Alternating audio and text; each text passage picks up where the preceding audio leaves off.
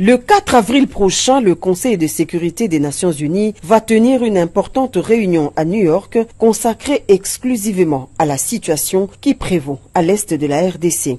En prévision de cette importante réunion, l'envoyé spécial du secrétaire général des Nations Unies pour la région des Grands Lacs, M. Wang Zia, est en tournée dans quelques pays de la région.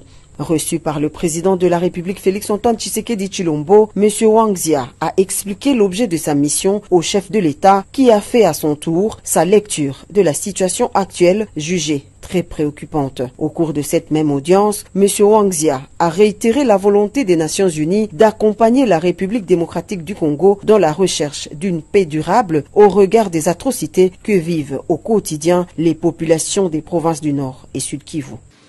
Nous avons une situation de crise très inquiétante avec les dernières évolutions qui a aggravé encore davantage l'instabilité dans la région des Grands Lacs, notamment à l'est de la RDC.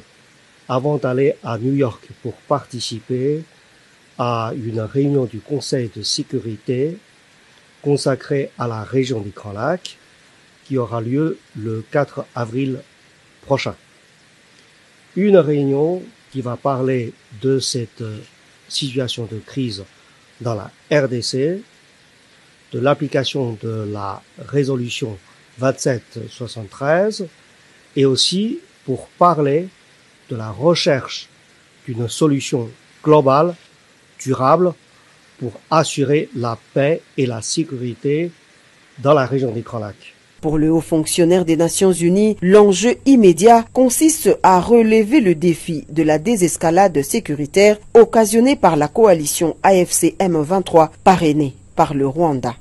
C'est une occasion importante pour contribuer à la désescalade des tensions actuelles et après parler des dossiers plus globaux, plus substantielle.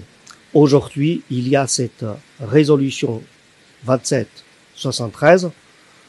Comment la mettre en application?